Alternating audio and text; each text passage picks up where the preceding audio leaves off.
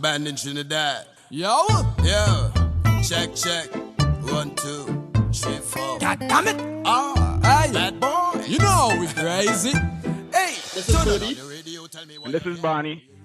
And this is still the Burdie and Barney Show. I know you all thought we were over, but it's an endemic now. I think that's the term for it, right?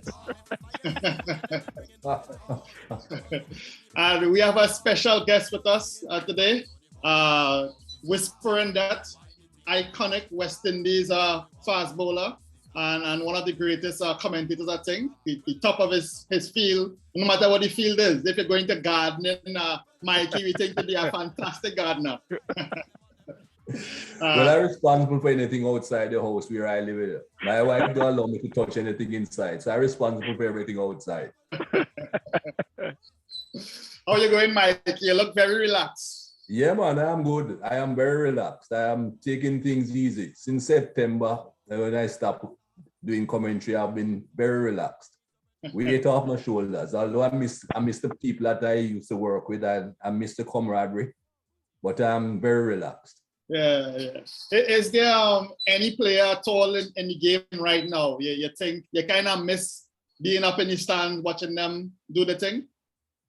Not really, there are some good cricketers around. I wouldn't mind watching them, but I'm quite happy to watch them on telly if they're playing anywhere else. I ain't going to be going to the ground these days.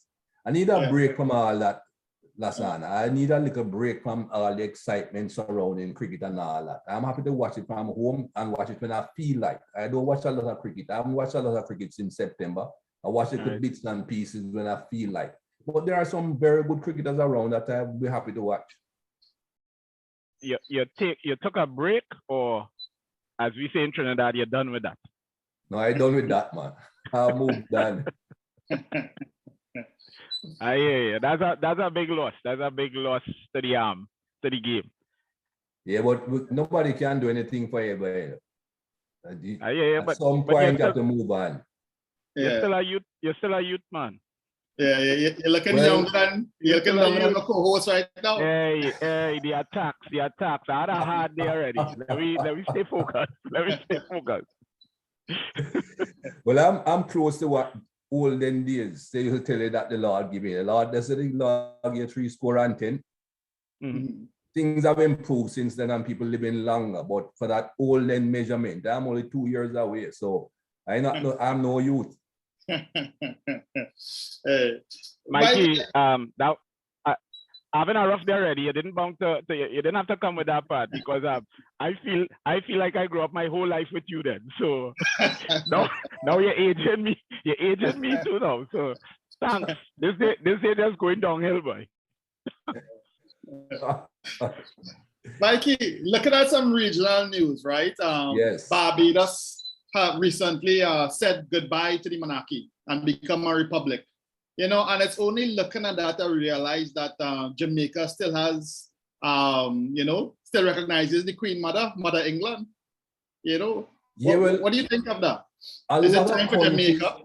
A lot of countries, a lot of islands still do that. Even huge country like Canada, they still recognize the Queen as the head of state.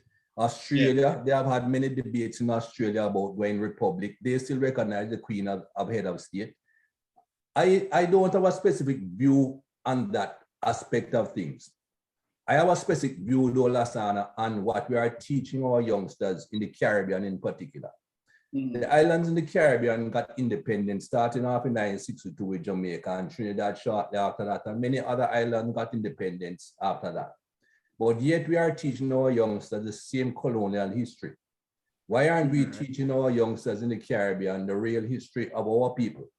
We're still teaching what the colonizers used to teach us from those many, many years ago. We need to change our curriculum and teach a real history because they ain't teaching anything good about Black people and people of color. We need to be able to teach our youngsters the good things that we have done.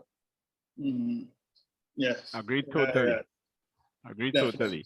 Definitely agree with that. I asked the headmaster in Jamaica sometime last year about that aspect of thing, the curriculum aspect. And his response was, that's down to the government. So, the government is the one that has to make the necessary changes and do what is necessary. But a lot of governments in the Caribbean don't seem as if they're interested in doing anything. They just keep on trotting along with the same old thing, day after day, year after year. So, you know, I leave it to them. Yeah.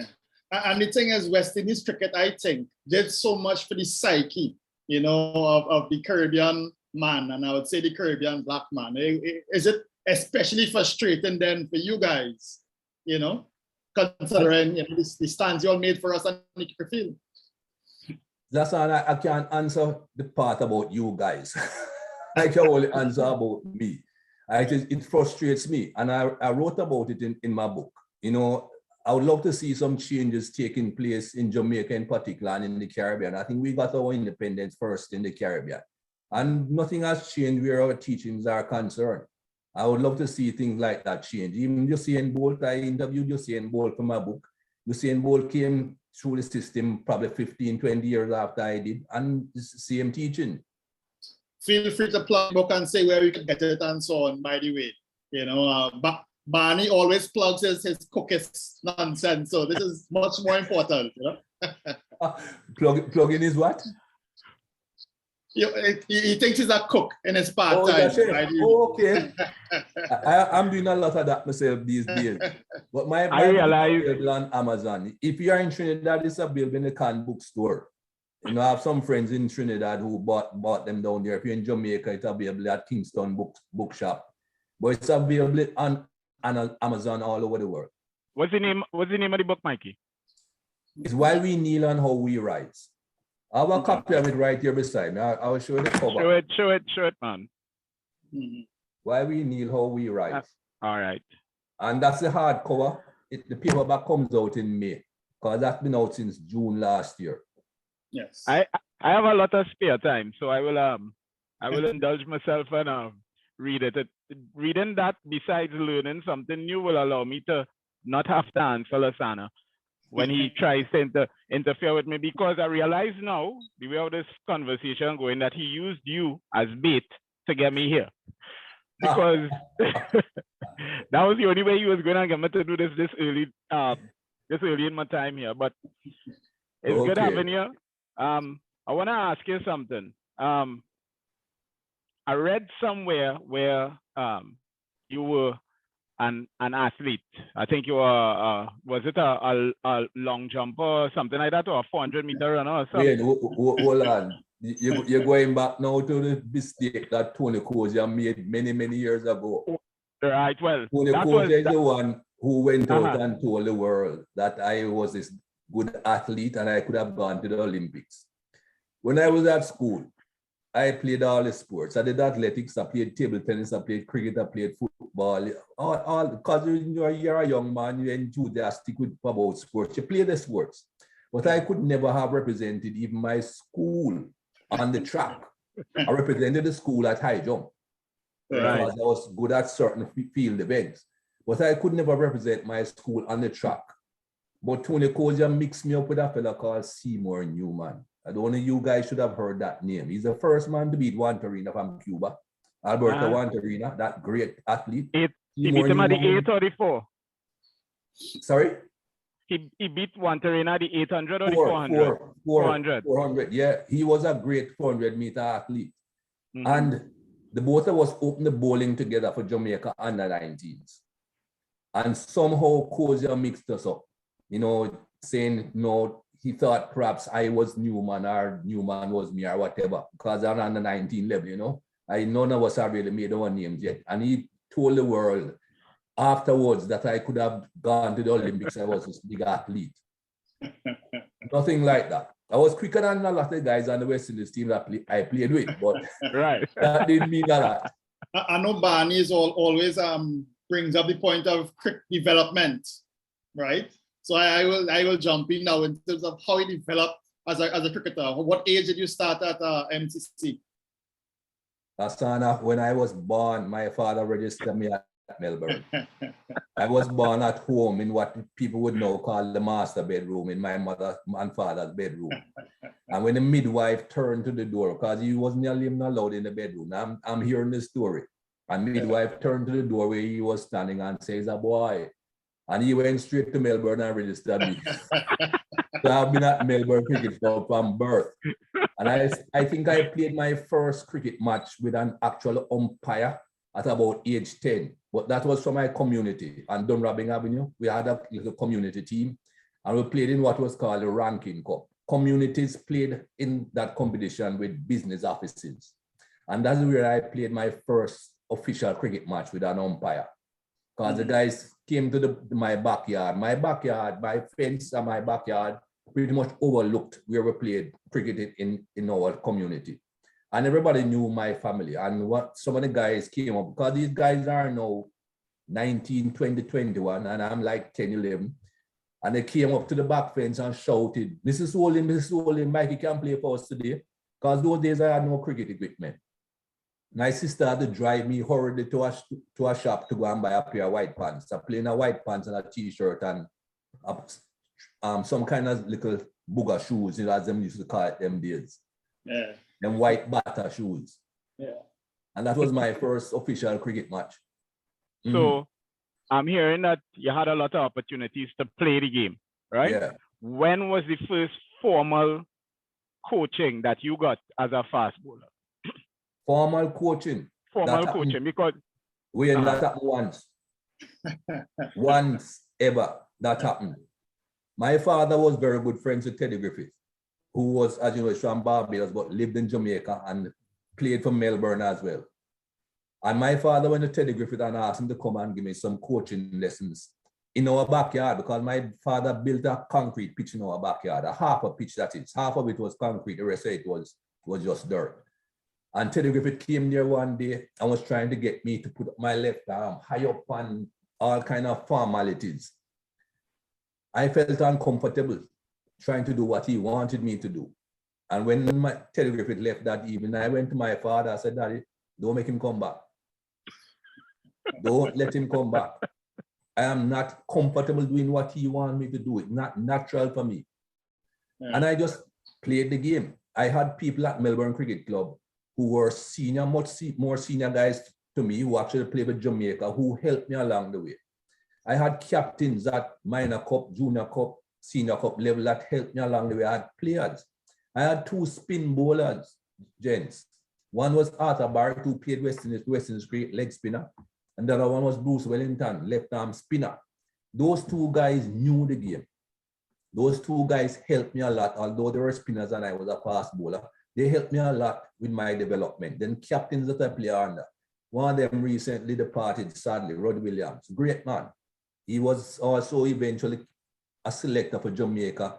I think Jamaica won the Shell Shield. Well, it wasn't Shell Shield then, but the regional tournament could move on to Red Stripe and then something else. He won the regional tournament as chief selector about 4 or 5 times. So he knew the game. And people like that is who I relied on, who helped me along the way. Because when I started playing for Melbourne, I was a youth. You know, and with these senior people around, you sit down, you listen to them, they take you under the arm, they help you and guide you along the way. So that is how I learned and how I got to really develop. I didn't have formal coaching. As I said, I had one session of formal coaching and I told my father, forget it. All right. So your style, your run up, your different things. I mean, that was just natural and tips from the other boys? Natural Lasana, no coaching. Nobody told me how many steps to take to running or nothing like that. But the rest of the stuff I learned from these people around me, how to hold the ball, how to put my different shoulder positions and that sort of thing to get the ball to do different things. Because first of all, my natural action bowl outswingers.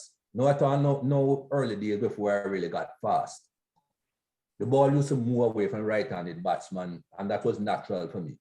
And I used to get edges, and a lot of catches used to get dropped. And one day my mother, who was a big sports fanatic, she loved sports. She was a good athlete as a youth. She was very quick as a youth. She came to me and said, boy, Mike, you have to go find another way to get your wickets because everybody dropping your catches. And Arthur Barrett is a man who taught me how to bowl an in-swing. Same leg spinner. He taught me how to bowl an in-swing and what to do with the ball and what to do with my arm and all that sort of thing. So that is how I learned along the way. So you So you move the ball in the air, as opposed to, I find most West Indian bowlers over the years, at least when I used to look at the game and when I used to play the game. We're gonna get this story about him Watch out. Rat Fatima now, Mikey, but No. I say that and I had to laugh. But anyhow, most West Indian bowlers are seam bowlers more than swing bowlers. So you're saying, Mikey, in your early years, and well, I know when you go to England, once you have that movement here, you'll get it up there. But you were a swing bowler. Yeah, in my early days, you know, I talk about All right. teenage days. In my teenage days, I used to get the ball to do a little bit of swing, brand new ball, obviously, because I started to get older. It ain't moving anywhere unless it hit the pitch. But brand new ball, my action naturally got the ball to swing a little bit away from the right hand. And then, of course, if it starts to swing, when it hits the pitch, it will continue. Yeah. And that was my natural delivery early in my career, you know, as a teenager. All right. Back in those days, the replays weren't so good now, and the speedy bowling, I ain't seen anything, you know, so I can tell. No, but you wouldn't have seen those days. I'm talking about schoolboy days, teenage days. By the time I started playing Jamaica and all that, now I'm bowling faster. There wasn't a lot of swing. It was more seam movement. Right. So that's the Michael Holden I know. When I saw you, it was, you know, just it was quick and off the pitch. That's the movement I saw as a little fella. After that age, man, I can't lie and say I was a little fella. Well, But Mikey, what was it like in your day as a West Indies player? And by that I mean so many different facets, right? You have in terms of how the international press would treat the players, how it would be on these long tours going, you know, to these different countries, as opposed to when you're at home representing your own fans, maybe relationship with the West Indies cricket board of control, it would have been back then. Yeah. What was your era like? When in my time of playing Asana, we didn't interact with the press a lot. First of all, my first time I really got to realize that press wanted to talk to you and all that sort of thing was my first tour to Australia 76. Because in England 76. Australia 75, 76, nobody knew me. Who were going to want to talk to this youngster that went on his first tour? The people that they spoke to, first of all, was Clive Lloyd. He did most of the interviews.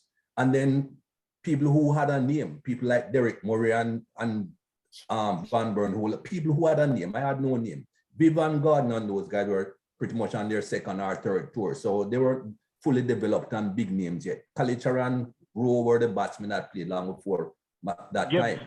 And Gibbs, by the time would have been there. Lance Gibbs, he broke the world record. We could take him record on that tour.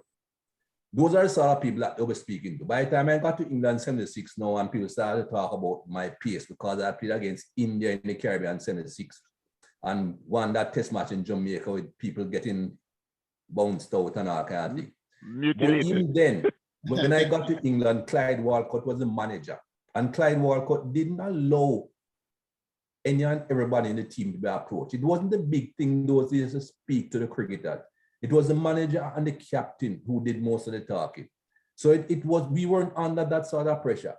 And of course, you didn't have the sort of media coverage then that you have now. You didn't have social media. You didn't have everybody walking around with a phone that could take pictures and film you and all that sort of thing. So it was much more relaxed.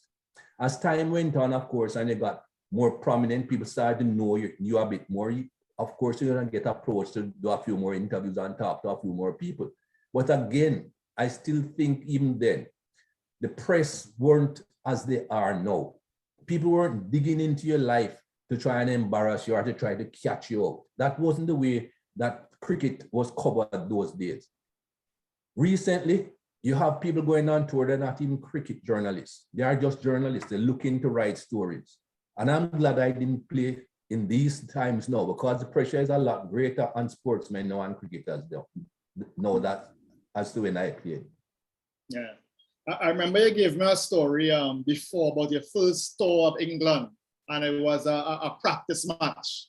And you were talking about how the fans really drove home the point to you that everything mattered when you played West Indies, even a practice match. You could give us that story again, and like I said, ask me what it was like to wear the colors in those days.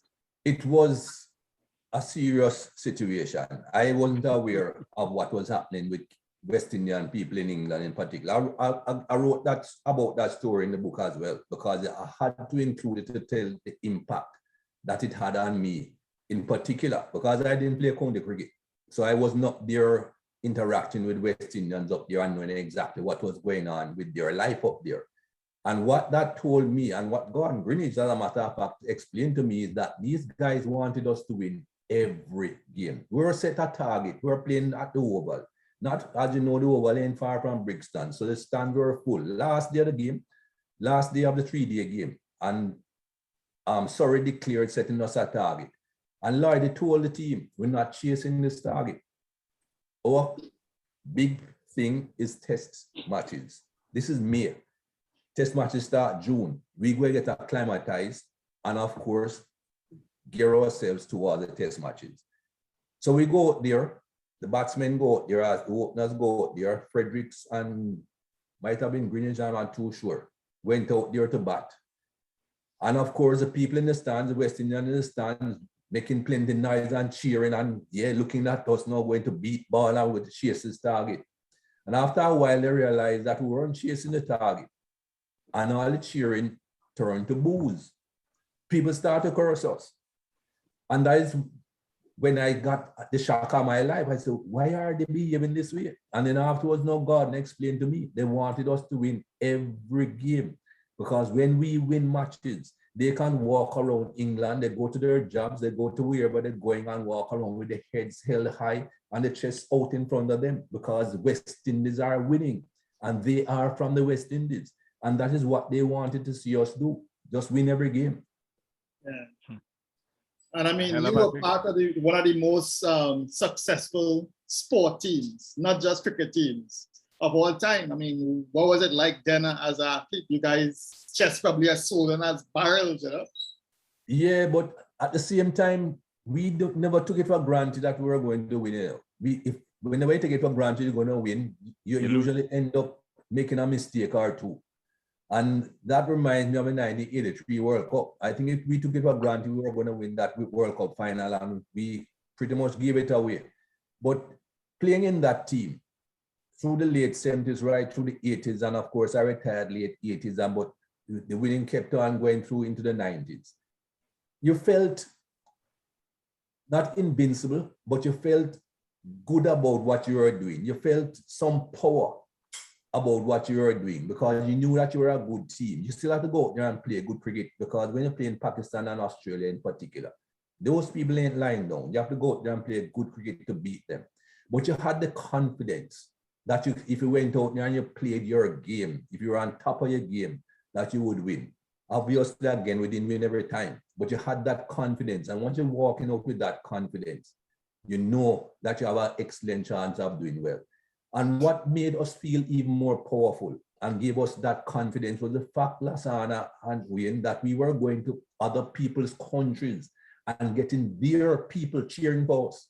We went to Australia and had Australians cheering for us. We went to India and had Indians cheering for us. We went to England and had English people cheering for us. We went all over the place.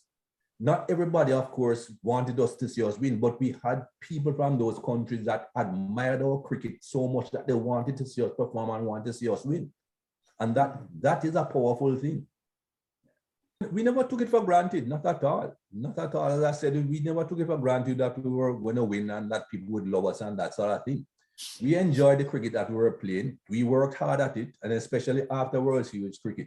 After Dennis Waite joined that West Indies team and the training that we went through with and Lloyd and the discipline that we had to work hard, but we enjoyed it. And when you work hard and you get the results, you know, you enjoy that.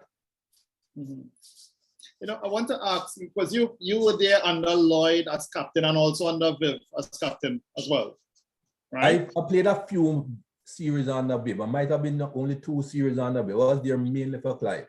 Okay, because I wanted to ask you what the difference was in the styles of both captains. Well, Lloyd was the type of captain that he was, first of all, an elder statesman. He was like a father figure. So it was a lot different for him as captain than it was for Bibb. Bibb was one of us. We all grew up together under Clive Lloyd.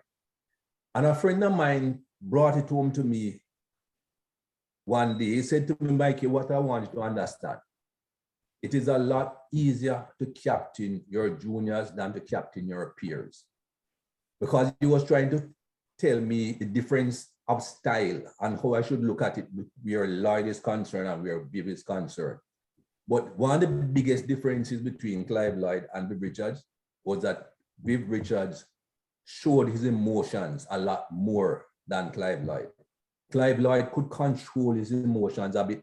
He would be disappointed and all that, yes, but he would control that disappointment on the field because he didn't want people in the team to recognize that he was that disappointed about something that had happened or something that you had done. Bibb was more emotional. Bibb wore everything on his sleeve. Whatever mood he was in, you knew. And I think that was a major difference between the two of them. Mm-hmm. Okay. I remember reading once, they say that great leaders are either farmers or hunters, in terms of they're either the nurturing sorts or they are the killers, kind of thing, you know? Well, the mere fact that Lloyd was older than all of us, by the time we became a great team, Lloyd was the elder statesman. He was a father figure, and that he was a nurturer.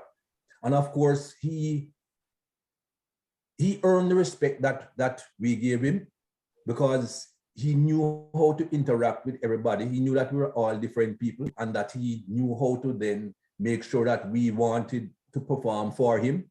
Because if the captain is the type of person that you don't want to perform for, the team ain't going to do as well as it should. So he knew how to get all that working. Mm-hmm. It's interesting in football, of course, which I do, it's the main sport. And the captain doesn't have anything near to that much power, of course. So it's always interesting to try to understand the dynamics. It's a different situation. So the captain on the football field, he's not directing everything that takes place on the football field. Mm-hmm. The captain of the cricket team, he directs everything. He tells you where to stand the field. He tells who to bowl, what to bowl. He is a director. He is the conductor in front of the band. The football captain, not so much as like a cricket captain. Not as much at all. But the captain on a football team, just like the captain on the cricket team is way out front in that, as you said, he is the man. He has to do A, B, C. He has to think on his feet, that sort of thing. The captain on a football team, a proper captain, is an extension of the coaching staff. So he is supposed to make sure that the things that the coach transmitted to the team is sticking to that.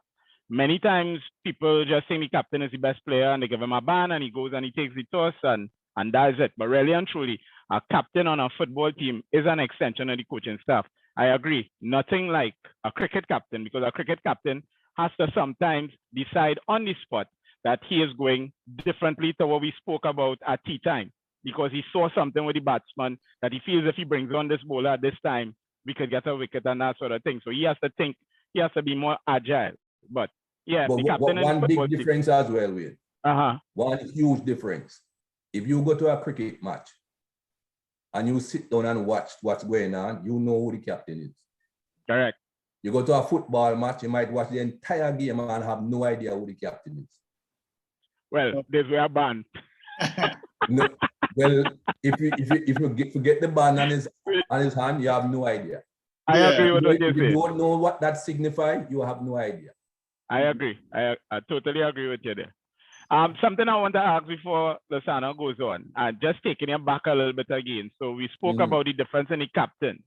One of my best friends, still one of my best friends growing up, was a guy named Scott Rodriguez, who was Willie Rodriguez's son, right? Oh, okay. Willie, I grew up in cricket royalty, you know. Willie, well, none of it rub off. It's a rub off on me. But again, from my grandfather told me how good and how great Willie was as a cricketer, first man to play both cricket and football for West Indies. So what kind of interactions you had with the managers, starting with Willie would have been your second manager, I think, after the going to Australia. But what sort of relationship you had with the different managers during your career? All of them were different. My first manager was a gentleman by the name of Esmond Kentish, who played for Jamaica and the West Indies way back before my time. That's Australia 75-76. Then, of course, we had Clyde Walcott going.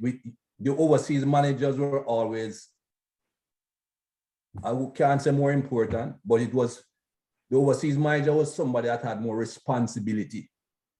Clyde Walcott went to England. Willie Rodriguez went to Australia 79-80.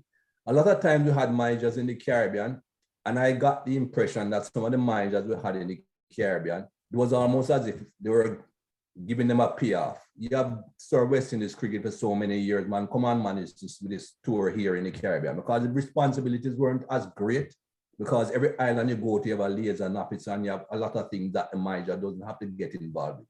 The overseas managers, the touring managers had greater responsibility. Willie Rodriguez, I think Willie Rodriguez was the right man for us to have on that New Zealand tour, that disastrous New Zealand tour. Because Willie Rodriguez defended us and backed us on that tour to the hilt. I don't think even the board appreciated how much Willie Rodriguez defended the players on that tour. Because you know what it is like. Oh, the board, we up here and we are the administrators, and you have to keep a distance between the players and yourself. And when the players do such and such, you have to do this. Willie was one of us, because Willie saw what was taking place on that tour. He saw the injustices and he backed us to the hilt. If you ask anyone who went on that tour, they'll tell you how much they respected how Willie backed us on that tour. Good man, as you said, always laughing. We had so fun with Willie, apart from the problems that we had, of course. Then you have somebody now that was manager a bit later on, Wesley Winfield Hall. No, that's a different kind of manager again, because Wesley Winfield Hall was all fun. Serious when times had to be serious. But Wesley Winfield Hall, I remember a tour of India in 83. Those days when you go to India, nighttime, you don't go anywhere, you have nowhere to go. First of all, it gets dark early, so the game starts early and ends early. So you go back to your room, you probably have dinner, and then everybody then would meet in Wes's room, because Wes, of course, manager gets a suite. And Wes would hold court. Wes was in there and telling all the stories about years ago when he was playing and all that sort of thing. And Wes used to hold us have us in stitches. And when it came to administration, Wes was absolutely brilliant where that was concerned as well. I remember Wes having to argue once in India because they wanted us to play on Christmas Day. And Wes was arguing with them and saying, no, we ain't playing any cricket on Christmas Day. Now, how the West Indies Cricket Board could have organized that we were going to play on Christmas Day, I have no idea. And you know, those days you go on a tour, you don't even have the schedule before you go on tour. You go on tour and then you hear what's happening. And Wes said, no, we're not playing on Christmas Day. And the gentleman that was negotiating on behalf of the Indian board was an opening batsman Wes used to bowl against. And Wes told us, it's all right, man, he's afraid of me. Why are you afraid of me from your Sunday? And we didn't play on Christmas Day. But you know, again, we had a great deal of good fun with some managers. Clyde Walcott, first manager, and when I think he might have been even manager in 80 as well, went back to England. Clyde Walcott, fantastic man. Could be a little bit sarcastic at times, but a great man. And I'll tell you a story about Clyde Walcott and myself. I hope it's a sarcastic story. Huh? I hope it's a sarcastic story. No, it's a story to show you the type of person that he was. This is my first tour to England, 76. I had been to Australia, 75, 76, hard, dry pitches. The Caribbean, 76 against India. Again, you know, hard, dry pitches in the Caribbean. And I had some boots with some studs in the bottom of the boots that were short, very short. Because on those pitches, you don't want long studs because your footwear is stuck and you fall over or whatever. I now go to England. I have no experience of England. And I run up the ball in my first game and my foot goes down and slides. Because those days in England, they used to roll the pitch from batting crease to batting crease. And inside the batting crease, from the batting crease to the stumps, was left untouched. They didn't roll that. So that was not as well prepared and not as hard as the actual playing surface. Right. And of course, those days, my foot didn't go over the front line at all. All of my foot was landing inside the batting crease and there was grass there and everything. And my foot was sliding and I was getting absolutely no grip and I was very uncomfortable and didn't know what to do. I am in the back of the bus feeling sorry for myself from going from one round to the next. And Clive Walcott apparently saw me in the back of the bus with this look on my face and feeling sorry for myself. And he left his seat up with the big guys, you know, the Clive, Lloyds and the big Richards and the big names, and came and sat down beside me in the back of the bus. And I'm wondering to myself, why this man come and sit beside me now? And he turns to me and he says, Mikey, what's the problem? I said, nothing managed. He said, no. What is the problem? So I told him, I said, my I'm not comfortable. I don't feel good about this bowling thing. Every time I put on my foot is sliding. And he just simply said to me, you and Andy is bosom buddies. Have a word with Andy. And I went to Andy and Andy took me to this guy in Northampton. Whiting, I think was his name, to get some proper bowling boots. And problem solved. But Clyde Walcott didn't have to leave his position way up at the front of the bus with the big shots to come and sit beside me. This little boy, 22 years old. But that was the type of man he was. You know, you always hear it said that you learn more from a defeat than a win, right? You had I didn't learn anything then.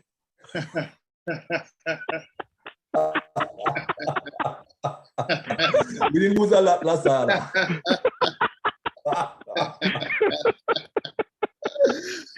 I was going to go to that traumatic tour in New Zealand, but I don't know where to go after that.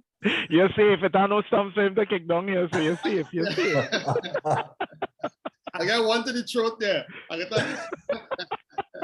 That New Zealand tour, though, to be honest, I wrote it off quickly. I wrote it off and forgot it as quickly as I possibly could because there is no way we're going to have that sort of experience again on any tour anywhere in the world. That was an aberration. I wrote it off quickly. Mm-hmm. Yeah. Okay. What's your favorite? Who's your favorite opponent? You would say in your era, the team that you love to go up against for whatever reason. Australia, big time. You know, my first tour, they beat us 5-1, a proper thrashing. I don't think that was a true reflection on the difference in the ability of the teams, but that team was a very inexperienced team, and we were playing against 13, and they beat us badly. So every time we came up against Australia after that, I wanted to beat them real bad. Pakistan was always a very tough team to beat as well, whether they're playing them in the Caribbean or playing them in Pakistan. I never played against Pakistan in a test series. Every time Pakistan played the West Indies in a test series, something else was going on or something had happened to me. The first time they came during my playing era was 77. And I was at university. I had moved on from cricket. I wasn't really interested in carrying on the cricket thing, this Mickey Mouse money that they were playing. And I was at university when they came in 77, Imran Khan and Abdul Qadir and all them guys. Then when I went to Pakistan in 81, I think it was, I injured my right shoulder in the first one international. I dived to take a catch off Mudassar Nassar, never forget it, and fell on my right shoulder, and that was it for the rest of the tour. So I never played again for the rest of that tour. And then I went and played against Pakistan in Pakistan 85, one-day games only. Never played a test match against them. But we always heard about how Tony Gregg's words would have spurred us on. Yeah. To want to really beat England. First I'd ask if that is true, because no, I don't know. And yeah, secondly, definitely. Give us the context of that whole, you know, when you all we've read the versions of it, but I want to know when, you know, obviously the skipper or somebody would have come and spoken to you all, or you all would have spoken amongst yourself. What G do you on then? I'll tell you exactly what happened with it. When we went to England in 76, those days, the only cricket that was played in England on a Sunday was what they call a John Player League. I think it was a 40-over game or a 45-over game. I start like 1:30, 2 o'clock. Those days, touring teams, every Sunday you get off because you're not playing any cricket. But also those days, we didn't stay in hotels where you had a television set in everybody's room. Some of the hotels that we went to, there was one TV that you could watch, which was down in the lobby. You had to go down in the lobby and hope that it was on a channel that you wanted to watch. But those days they had, I think they had 3 channels, BBC One, BBC Two, and ITV. And of course, the cricket was on BBC. And more times than not on a Sunday, whoever was in the lobby would have the TV on cricket. I think there were about 3 of us who went down into the lobby to watch the Sunday League game that day. And the BBC sent the cameras down to Sussex, where they were playing. And they interviewed Tony Greig in what seemed to me as if somebody's office, might have been the chairman of the county's office. And he was sitting there with his legs crossed, drinking a cup of tea or whatever, and talking about the upcoming tour. And his comment was, I don't remember word for word, but he said something like this: oh, the West Indies, you know, they are absolutely brilliant when they're on top. But if you have them down, they grovel. And I, along with Closey and a few others, intend to make them grovel. And it was that word, grovel, that hit home. I saw it live. About 3 of us saw it live. Most of the other guys, because they play county cricket and they have friends and all that in England, they were all over the place, going visiting friends or gone about their business. I had nowhere to go. My first time doing England, I sitting down in the lobby watching a little bit of cricket. And I saw it with perhaps 2 or 3 others. I think Albert Padmore might have been one of the other guys that was there watching it. So we relayed the story back to everybody in the team, of what this had happened. And of course, that just spurred us on, that every time Tony Greig came to the crease, Andy Roberts and myself and all the fast bowlers found an extra gear. When you think of the situation and the circumstances, you can understand why. Because Tony Greig, everybody should recognize, was a South African. He only played for England because South Africa had been banned from international cricket. So this is a South African during the apartheid era talking about a basically black team that he was going to make them grovel. That word just didn't go down very well with us. And me personally, immediately in my head, I am thinking, this man is racist. Immediately that came in my head. Later on in life, I got to realize I was wrong, totally wrong. And anybody who got to know Tony Greig and meet Tony Greig and got to interact with him would realize that he wasn't racist. And he just made the mistake of using a bad word. And of course, we all hit back at him and the England team. The rest of the England batsmen hated when he was at the crease and they were at the crease with him because they knew the balls were coming a little bit faster.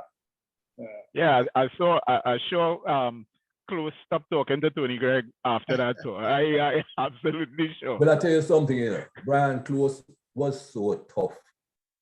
It would not matter to Closey.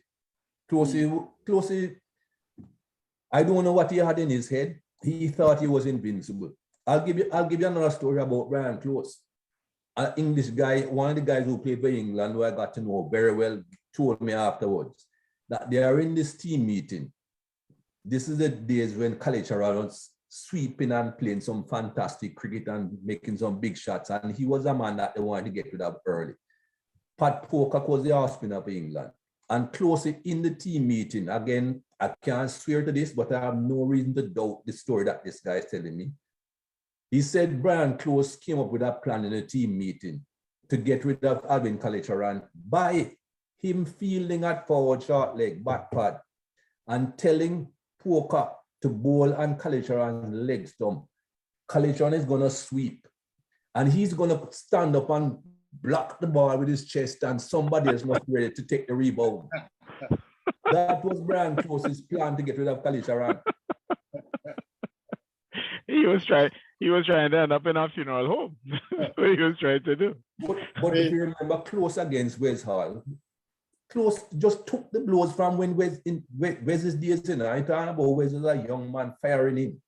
Close would have been younger, of course, as well, but he just stood up and took the blows. Yeah. I was gonna say that although everyone speaks about the over to boycott, you know, as the over the century, but that over against Brian Close, I mean, that was yeah. But I tell you something. Some of those deliveries, I didn't actually bowl them. It wasn't my intention. The pitch at Old Trafford wasn't the best, Lasana. It wasn't a great pitch. And some of the, if you look, I don't know if there are any pictures of that pitch available anywhere, but there were some huge cracks in it. And some of those deliveries, especially one that I know that passed close here.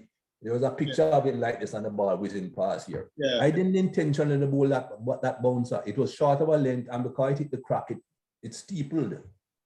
Yeah. That was an intentional delivery, but you know, when you bowl at that pace on the ball, misbehaving like that, it can be dangerous.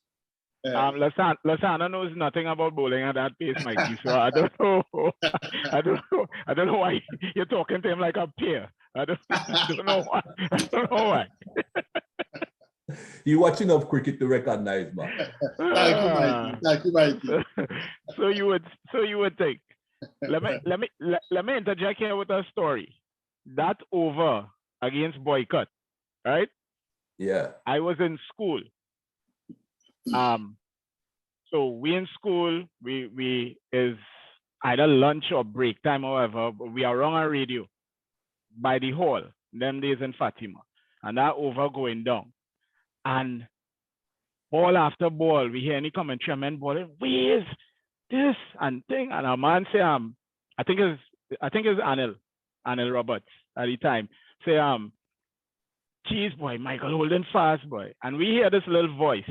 So it's a group of, I was in Form 2 or something at the time, so it's a group of us, and we hear this voice behind us balling, this voice stoops and say, I could face Holden now naked as I born.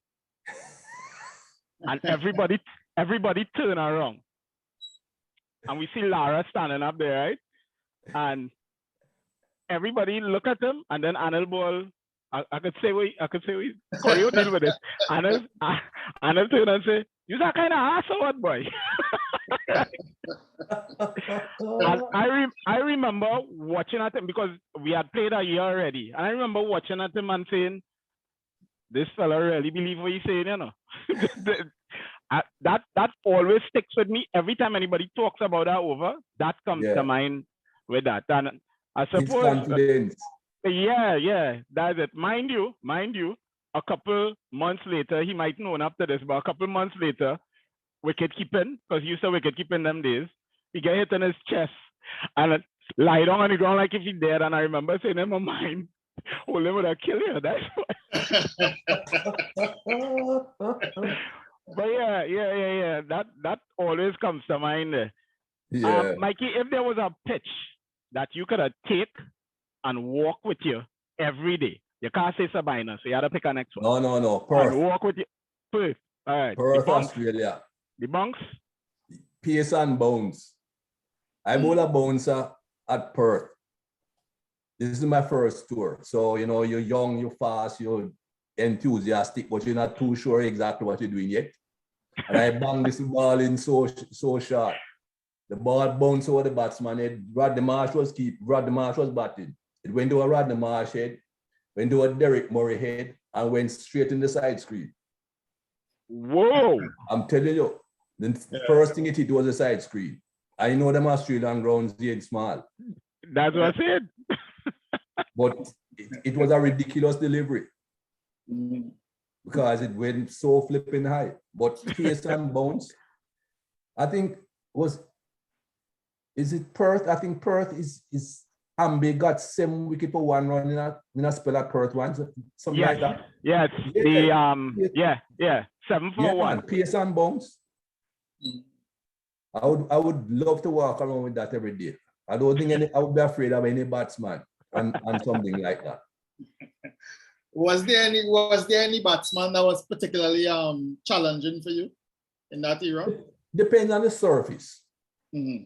If you're bowling against Sunil Gavaskar on a flat pitch, you keep on looking up on the scoreboard, looking up at the clock, so when 6 o'clock wake up.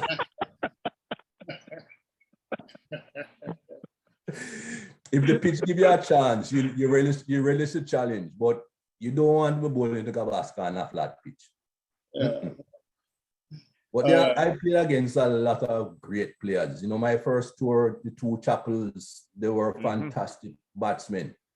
You know, and of course, then you had Gavaskar later on. And as I said, I never played test matches against Pakistan. But when you look at people like Majid Khan and Zahir Abbas and later on Javed Miandad, those guys, when you're bowling against people like that, you need a pitch that will give you a little bit of assistance. I play against some good English batsmen as well, Gooch and Goa in particular. Good players, very good players. And then later on, when I'm getting close to the end of my career now, I came up against a guy from New Zealand who I rated highly, Martin Crowe. Martin Crowe could bat.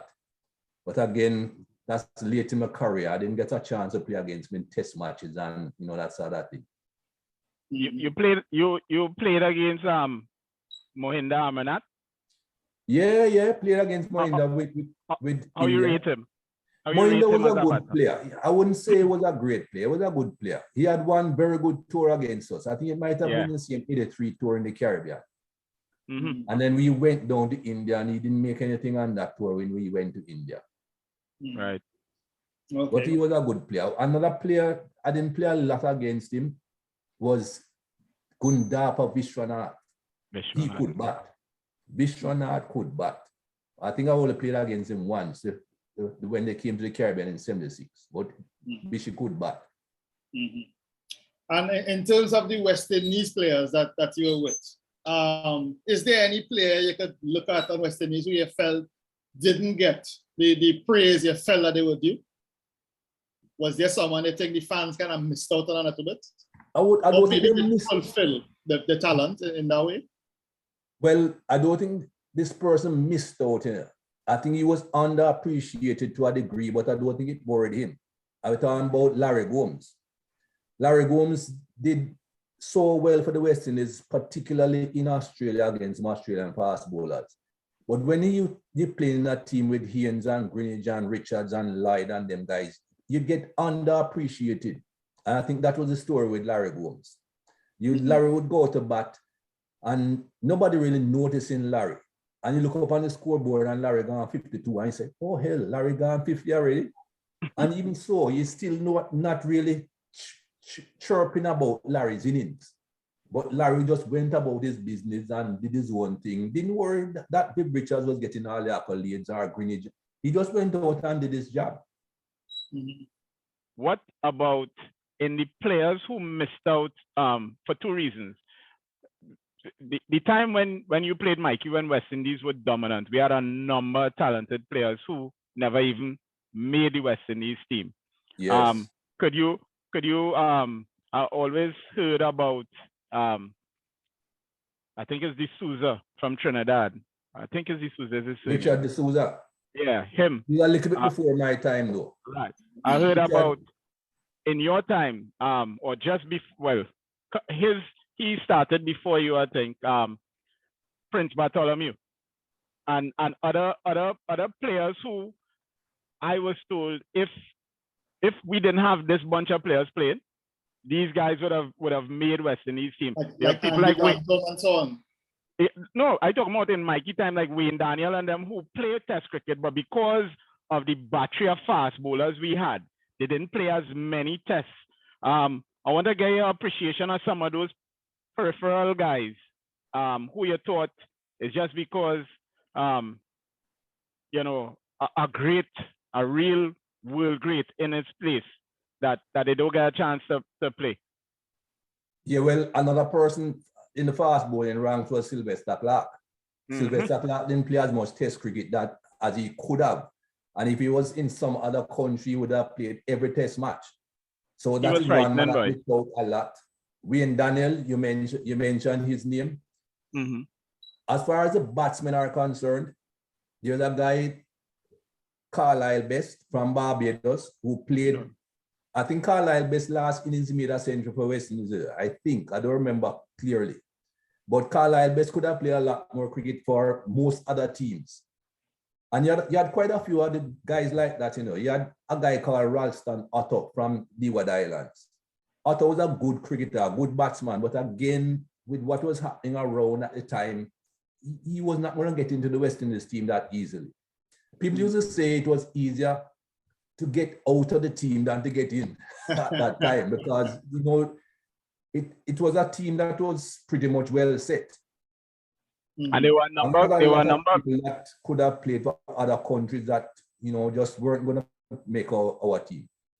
And there were a number of guys too, because of the Rebel Tour, who, that's another matter, yes. Yeah, like Everton, Mattis, and these guys who batsmen who look the part, but then because of circumstances and decisions made. In his team 1981, I think, when England toured.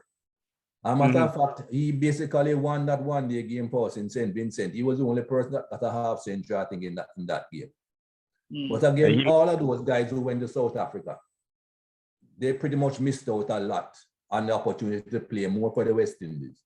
I think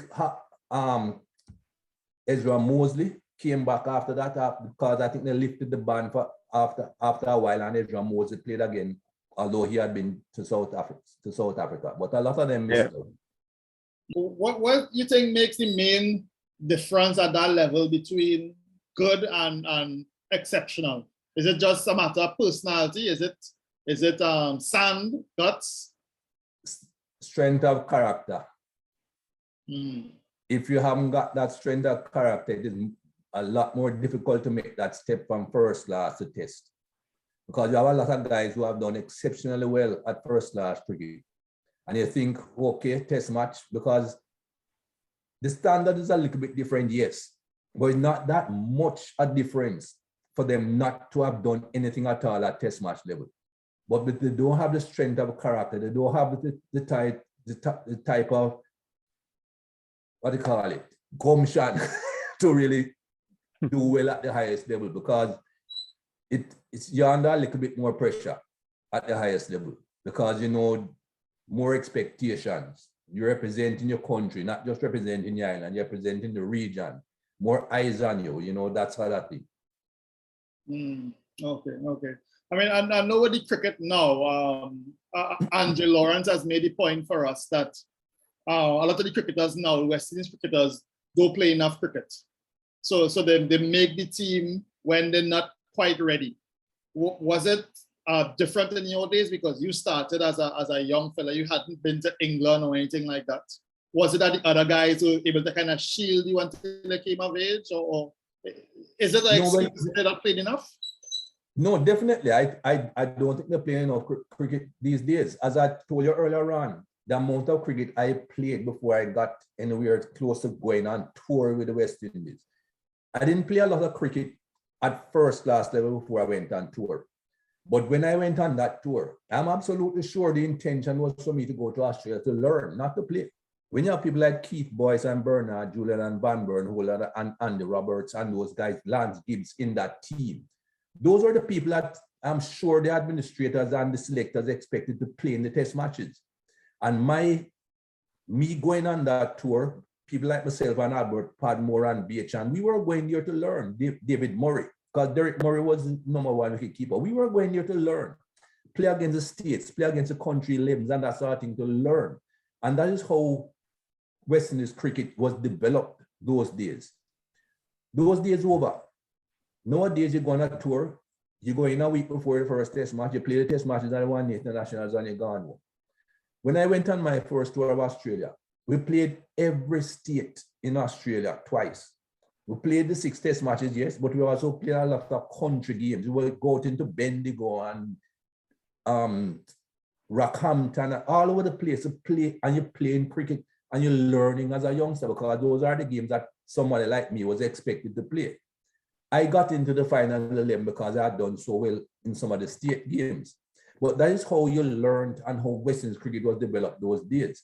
Today, you don't have that when you go on tour. All you have is a domestic competition you have at home. You don't even have the amount of guys that played county cricket in my time now, playing county cricket now, because the structure of cricket throughout the entire world has changed.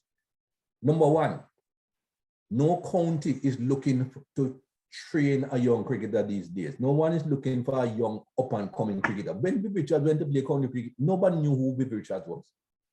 But somebody came down to Antigua, saw him and Andy Roberts, invited them up to go to this school in London, or go over cricketing school or whatever, because they saw the talent in them. And then eventually they got into county cricket before anybody knew, oh, this is the great Andy Roberts or this is the great Bill Richards.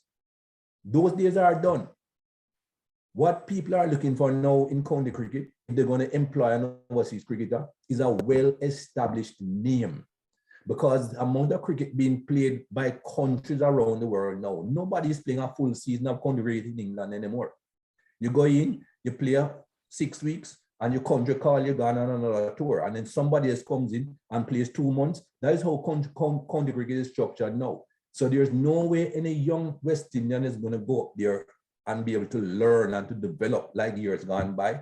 There's no way any young West Indian is going to be able to go on a West Indies tour and learn and develop as years gone by. So what we need to do in the Caribbean is play a lot more domestic cricket. We need a lot more tournaments and a lot more cricket being played. And if we only have one tournament at the highest level, a longer tournament. But again, we're going to struggle with that last and way because of the fact that you have IPL. This tour right now against England, the packeting tight because they have the IPL coming and they have to let them go to and play IPL. So everything right now is against young West Indians developing properly. Well, how do we get around that?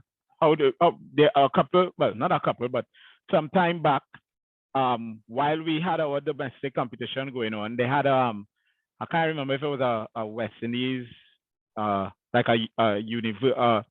it was a young player. I can't remember what they called the team, but they had a team playing there in the tournament as well. So you had the islands, the different regions, and you had. I thought that was a good idea, and then we abandoned that. So how do we fix this problem? Because this is not going away. This is going to get worse. The only way you can fix that problem is with money. I don't know if they abandoned that young team that you're talking about, or if it was just too costly. Because these things cost money. To have these guys staying in hotels and traveling around the Caribbean in our tourist season, everything costs money, especially during the tourist season. What we need is to get some money from somehow. The ICC ain't giving us. They're too selfish. India, England, and Australia, all they want to do is see their coppers get bigger and bigger and bigger, and not interested in spreading the wealth and helping other poorer countries. So we can't forget them. What we need to do in the Caribbean is to make sure that we can attract sponsors. How you attract sponsors? Have an administration that is transparent, where people can see where the money that they are putting into the sport is going, and they can get constant feedback as to how the money they are putting into the sport is being used and how they are helping to develop people and how they are helping communities and all that. That is what we need in the Caribbean. Because if we do not get sponsors, we have no chance of getting enough money into our cricket, because we need to have like 8 tours. We used to have 8 tours or no again. Perhaps because of lack of funds, we don't have those 8 tours anymore. In England, with all their big infrastructure in England, the amount of cricket they play in England, they still have 8 tours. They still have teams going to Australia and going to India and developing that way. We need that. We have less cricket in the Caribbean than they have in England. They are doing it to develop their cricketers. We need to do that as well. But again, as I said, we need funds. I just heard that Nova Scotia, I think it is. Is it Bank of Nova Scotia? I think, yeah. Scotia Bank. Yeah. They used to have kiddie cricket. Yes. Yeah. I just heard that they're pulling out. They're not going to sponsor kiddie cricket anymore. Wow. Now, when you look at kiddie cricket, I have worked in the Caribbean and cricket in the Caribbean since about 2011, 2012. So I don't know exactly what has taken place since those days. But I know when I was there, I used to see all these kids going out onto the field, lunchtime, white shorts, red Scotiabank shirt and whatever. Kiddie cricket time. I asked somebody, I ain't going to go into names, but I asked somebody once that associated with West Indies cricket. And I said to the person, all these kids I see all around the Caribbean in this kiddie cricket, has anyone ever thought of having a list of all these cricketers and watch their development so that you can even go back to Scotiabank and say, hey, we have this kid, Frank Jones. from Barbados. He played in the cricket program in 1986. He's now playing for the West Indies in 1995. So you can see the progress and you can go back to the sponsors and show them what your money is doing. I do not think it ever happened. And if I was a sponsor, that would make me feel so good that the people that I'm giving my money to coming back and giving me feedback and showing me how my money is helping the development of these cricketers or these youngsters. Even if they don't play for the West Indies, just how they are developing. That is how you run business, man. Mikey, one thing we have come to understand on this program, right? No matter the sport that we have, the guests that we have had, and the sport that we've covered, we've come to understand that administration in the Caribbean is a failure. It's myopic. Yeah, it's myopic. It is selfish. It is self-serving, self-centered. Is all the wrong things. So listening to you there and your solution for our cricket, you're telling me our cricket dead. Because if we have to rely on admin to do these things, we really not going anywhere. I don't know who is that visionary person. I don't know if it's players, past players coming to getting into the seats of power. But the other thing that I know as well is that people get to those positions and then quickly forget why they got there. Yes. And adopt the same nonsense. So I know about that. Yeah. There's a young man that I'm very close to. Played for West Indies after my time, of course. And he got into a position with West Indies cricket. And I called him one day, because he used to come to me and complain about certain things. And I called him one day, again, we're going back many years, because as I said, from about 2012, I haven't been involved in West Indies cricket in the Caribbean. And I called him one day, I said, come, let us sit down and have a chat. And I said, remember when you were playing, how you used to come to me and complain about this and complain about that. You are in position of influence now. Try and make sure you don't step into that same trap. Try and make sure that you remember the situations that you faced when you were a player, and try and make sure that you remedy those situations. Don't make them happen now. Don't let them be continuous. And that young man, I know, is thinking about things like that. But I'm not so young now, but I'm much younger than me. I know we will talk about that off here, but I know who that player is. But we will talk about that. You don't know. You wouldn't be able to guess. We'll bet on that. I can tell you right now, live, that I know who you're thinking about, and it's not him. You're thinking about Jimmy Adam. No. Oh, okay, good. But we go talk. Okay. Let's ain't gonna know about them cricketers and that. we go talk after. let me give you another story about administration in the Caribbean. Again, I'm going back many years, so let us hope they've improved. I was not involved in a test series we had in the Caribbean, but one of the sponsors, I'll tell you who it was, Diageo, Johnny Walker, invited myself and Biv to join their walk campaign, walk into the ground and Johnny walk, whatever. And one of the games, it was in Trinidad too. One of the games we walked to Queen's Park and I had to go inside the ground to do an interview to talk about Johnny Walker and Diageo and that sort of thing. At the end of the interview, before the game started, because I told them I ain't staying for the game, we walk back to the bus, and the bus is now taking me back to the hotel.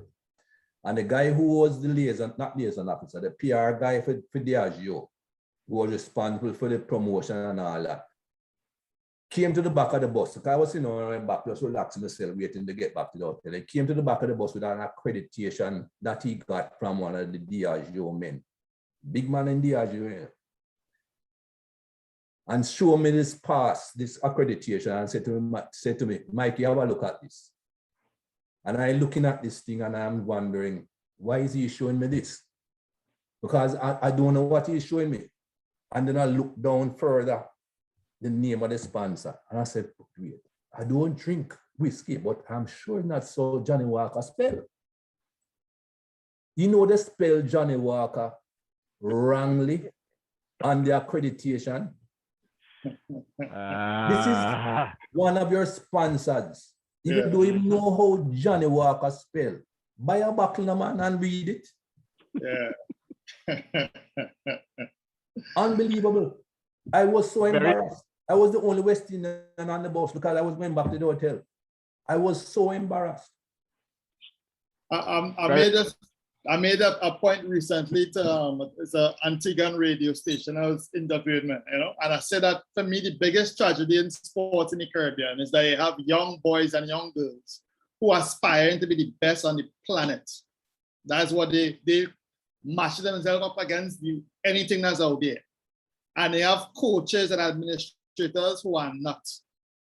And how is that fair when they have the young boys and young girls with this sort of vision? And they have administrators who just, no big thing. They're just there for the ride. Leave it at administrators now. Okay, coach. Leave it at administrators. I'll tell you something. That was the last year that Diageo was involved in West Indies cricket. Obviously. Obviously, that spent another dime in West Indies cricket. Yeah. You're not treating my brand properly. It have no way I no come into invest in it. Yeah. And you want them to be putting money in your game, and you can't spell the name of the sponsor properly. Johnny. So them spell Johnny. Unbelievable, man. Mike, if we could talk a little bit about your career as a commentator before we lose you, before you go, right? Yeah, man. I realized I read something that Tony Cozier recommended you at first TV gig, right? Yes. Tell me a little bit about, I suppose, what your relationship was like with Cozier and what you saw as his value to the Caribbean and what you plan to bring to commentary. I had a great relationship with Tony Cozier. My first time working with Tony Cozier was on radio, 1988. That's the first time I was going to do any kind of commentary. I have a good friend in Jamaica that was working at the radio station. He was in charge of the sports department, Ed Barnes. And he came to me and asked me to do radio commentary, 1988. This is the year after I retired. First time that Ambrose is going to play for the West Indies, Pakistan tour. Yes. And I said to him, no way. Commentary, I never even thought that I would ever do cricket commentary. And eventually he convinced me. This took weeks or probably even months because I came long before the tour started. And he said, I'm going to work with Tony Cozier and Reg Pereira. And all I'm going to do is just do some summing up. I ain't doing ball by ball. I said, okay, that sounds a little bit easier. And that's when I started to work with Tony Cozier. Obviously, I knew Tony. I met him before. He was a journalist when I was playing that sort of thing. But that's when I got to really know him and get close to him. And Tony Cozier, anybody who used to listen to Tony Cozier would recognize that Tony Cozier was a West Indian. Tony Cozier would defend West Indies against any and anybody. Not that he was a biased commentator because he's calling ball by ball as he saw it. But if anybody tried to pass any disparaging remark about Tony Cozier's team, it ain't going down easy. And I spent a lot of time with Tony. My wife became good friends with him. So we spend even more time, dinner time, we're on tour outside of the Caribbean or sometimes even in the Caribbean. We go in for dinner, we call Tony, and we're gone out. 3 of us because Tony's wife was on there on tour with him. 3 of us and we're gone for dinner. So I spent a lot of time with Tony. Greatest respect for that man. That man, he was the voice of West Indies. True. Believe me. Sad that people like that have to go. All of us have to go. But, such is life. Yeah. And what you saw yourself bring into this profession? I didn't see myself bringing anything, because I didn't never thought of myself as a commentator. And for years, when I was doing this job as a commentator, radio and then television, I was as nervous as anything. I had no confidence. I was thinking to myself, I wonder if people at home laughing at me. And even my accent and some of the ways I pronounce some of the words, I was worried about it. Because when I'm at home, you know, I don't speak a word of English. But the first time my niece, my younger sister's daughter, heard me doing commentary on radio, her mother said to her, "You hear Uncle Mikey?" And she said, "Where?" And she said, "You don't hear Uncle Mikey on the radio." And she said, "That is not Uncle Mikey." Because I was trying to speak English and they never heard me like that. It's pure part where I used to talk with, as a young man. Yeah. But as time went on and you relax a little bit more and you get more accustomed to what you're doing, Lasana, when I was used to try and speak slowly to make sure people could understand what I was saying. And I was even pronouncing syllables that shouldn't even have been pronouncing, because I trying to sound properly, like somebody can understand me. Mm-hmm. It was years and years would pass, then I would get comfortable and relaxed. And I would realize that, hey, we're all human beings, you know, we'll make mistakes. Just go along with it, call it as you see it and go along with it. So I become a lot more comfortable and everything was smooth after that. Mm-hmm. But I never thought of myself of bringing anything. I just did what came natural to me after a while and just call it as I saw it. And whatever I saw on the cricket field, I tried to talk about that. Yeah. All right. Get plenty stick as well, you know, because, you know, going around the Caribbean, you say something bad about somebody from Antigua and Antigua. Oh, you don't like Antigua. You say something bad about a Trinidad in Trinidad. You don't like Trinidad. Yeah. Oh, yeah. But, you know, I never allow that to influence the way I did my job. I have to call a spade a spade. Yeah. What stands out for you around the Caribbean? When I think of particular islands, you have any what you could say, you know, different stereotypes and so on, but you see the Caribbean more than most of us, you know, what are we like? What are each island like, so to speak? The Caribbean people, I can tell you, a lot of them are not Caribbean people. I ain't afraid to say it. A lot of them are Bajans, Trinidadians, Antiguans, Jamaican, Guyanese. We don't have enough Caribbean people. And I have no problem with a man being proud of being a Trinidadian or a Jamaican or a Bajan or Antiguan or whatever. I am a proud Jamaican, but I still look at the Caribbean as one. And when I think about what I did as a profession, cricket for the Caribbean, that's how I label myself. And we don't have enough of those people. As I told a man once, I said, any day you can start to praise people that don't come from your island and criticize people that come from your island, you can come and talk to me. Mm. We need more of those people. Too many people are too parochial. Yep. Totally agree with that. I mean, I know two things I would get some stick about. One would be the supposed sing-along voice that Trinidadians have. It'd be like, that's all that. Trinidadians make fun and laugh and sing about any and everything. But that is a good thing. They don't allow things to worry. You don't see too many Trinidadians dying from stress. Because everything is a party. And I have no problem with that. I also love going to Trinidad. I had a friend in Trinidad. A lot of Trinidadians will not like me for saying this because this guy had a little bit of a dicey situation surrounding him. Dennis Davidson. Yeah. Was not originally Trinidadian either. He was from St. Vincent, but he became a Trini because he lived here so long. And you couldn't tell me he wasn't Trini. And Dennis and myself were bosom buddies. And I used to love going to Trinidad and going around with Dennis and going down to Smokey and Bounty. He introduced me to Smokey and Bounty. And I used to enjoy going down there and going around the savannah and stopping to drink coconut and around the savannah. There are so many different things in different islands I used to love doing. Go to Guyana, people used to say, oh, you can't go out at night, man, we choke and rob you. Rubbish. You go out in Guyana, all you have to do is know what you're going, where you're going and what you're doing. Barbados, you go to Iceland, every island has something attractive and something that you look forward to. And I enjoyed the Caribbean. Mikey, you mentioned Dennis Davidson there, and yes. I don't know if you noticed the kind of glazed look on Lasana's face. He never have a clue what you're talking about. I know what you're talking about. he never have a clue, you know. These fellas are not world people, you know. They don't. Okay. They're stuck in the lanes. They're stuck in the lanes, right? So you have a point you're gonna make there, Barney? I think I made my point. That's all. You have to go and Google him. yeah, learn. But I'm not afraid to tell anybody that I was good friends with him. He was a lovable rogue.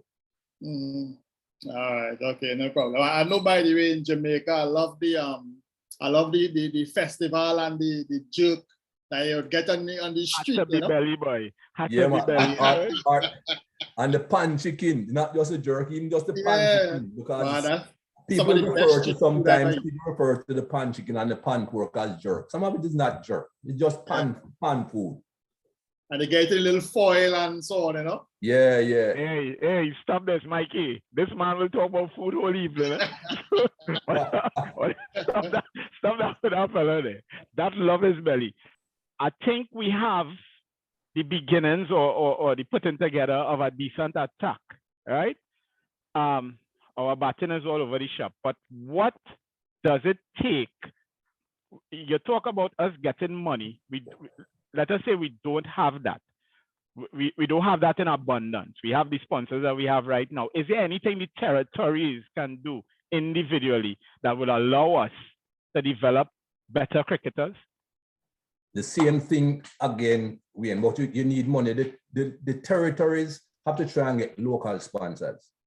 It is difficult. I know it is extremely difficult now to approach people in the respective islands to come and sponsor anything that is going on in the island, because whatever money they are putting in, they are looking to see how they're going to get returns. Is it going to be on television?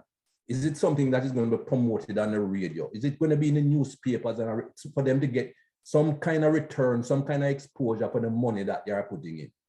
And as you notice, cricket is taking more and more a backseat in the Caribbean these days. Every domestic game used to be on the radio in my day. Jamaica playing Barbados, oh hell. Every ball, you're hearing it.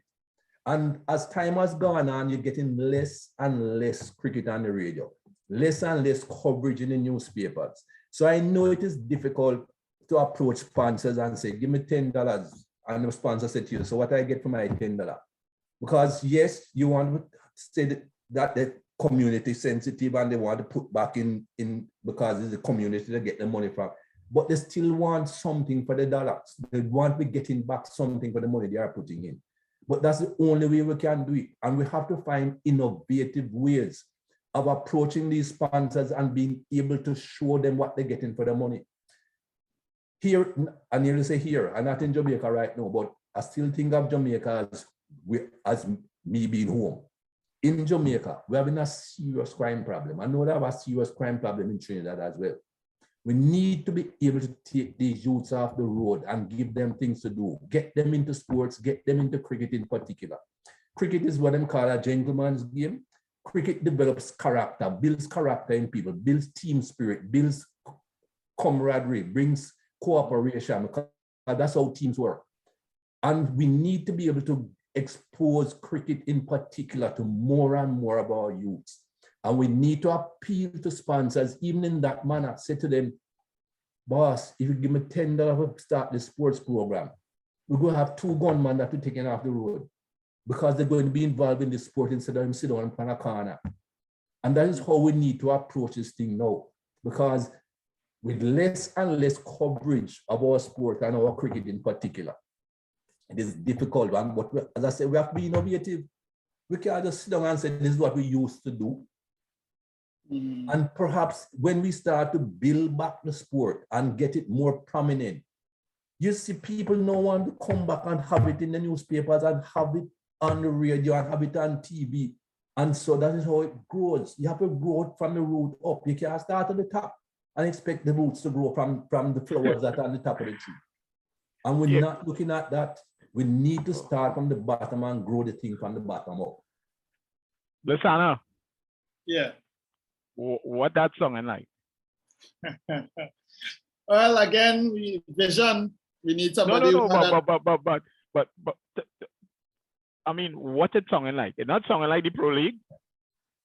It's not sounding like Mikey. What you're saying is that we have to go back to the communities. Yes, definitely. And use the communities to build up to that level what we want to see. Definitely. You right. And we have the same problem here, but in a totally different sport. We have the same problem here. I'm saying here, and I am in Taiwan. So yeah. I mean, well, yeah, we think about our own country. Yeah, we have the same problem, and it comes back down to the same thing that we were talking about, which is administration and their vision and the desire. Their desire, because I put it down to this more than anything else. You talk about the lack of money and thing. You spoke about innovation, and I believe we as people from the Caribbean, we can be innovative, but we refuse to be because we don't really have a desire to see the thing where it's supposed to be. We have a desire to be in a position to benefit from the thing, however it is. And that is the thing that irks me from beginning to end. And let me stop now because I will go on and on. So, Best sent in a question when I told him that we were interviewing you tonight, right, Mikey? His question is this. If you could put into words first exactly what it is you object to about T20 cricket. Although I suppose you would say it's an oxymoron because it can't be cricket and T20 at the same time. But well, exactly. I don't call it T20 cricket. I call it 2020. Full stop. My problem with it is this. It does not help to develop the longer form of the game. It does not help to develop the people who play that form of the game. I find that if you learn the game, the long version first, it is a lot easier to then play both than to learn the short version first and then try to play both. And I like to see the longer form of the game because, as I said before, I think that helps the people that are playing the game. It builds character, it builds team spirit, it builds camaraderie, it builds responsibility, it builds all the things that a human being needs in his life to go forward. 2020 can't do anything like that. All 2020 does is entertain and put money in people's pocket. And I have no problem with people getting rich, but I want to see the human part of it. I want to see people after they retire become good human beings and move on. Mikey, it was nice talking to you. It's nice finally meeting. You're one of my heroes, a legend, one of my heroes growing up. I tell you, you're one of the reasons why I knew at 16 that I needed to stop pretending playing the game, because I know I was standing up 22 yards away from greatness, and I see greatness playing, and I know I'm not on that level, and I know it are people like you out there trying to kill me. I face Ian Bishop, so I had a fair understanding. I face Ian Bishop in a number of finals coming up, youth cricket. I have fair understanding of what that could look like. So, yeah, I was out at that point. Well. Right. You're not good field, you're teaching. Good field. Yeah. And the last thing I'll say is, they always say you mustn't, is unsafe to meet your heroes and that kind of thing, because they never like, brother, you're exactly how I envision you as a person. I appreciate that, and I wish you all the best going forward. Thank you very much, Lloyd. Yeah. Same here, Mike. Very grateful for your time tonight. No problem, Lasana. And I was very, very happy for the lessons. You didn't waste your time. The little cricket lessons they gave me back in that tour. As much as Barney disparaging my cricket knowledge. You waste your time. Some stuff. So. All right. Thanks a lot, Mikey. All right, brother. No problem. Take care, Glens. All the best. Okay, bye. Cool. I could have talked to Holden until next month. No lie. I could have talked to you until next month. Well, brother, I realize you get starstruck early o'clock. Because when you send me,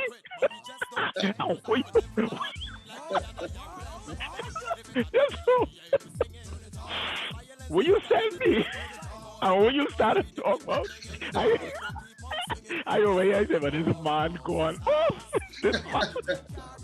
Yeah, boy. This man get on like you see Michael Jackson. The man gone. The man jump. The man sent me a measured approach. I haven't here, but you. I look at the message the man sent, man. I say, hey, boy, that's not prepared, boy. And then you start to talk. War amongst the stars, war amongst the stars, war amongst the stars. Hey, imagine some of them saying there's a virgin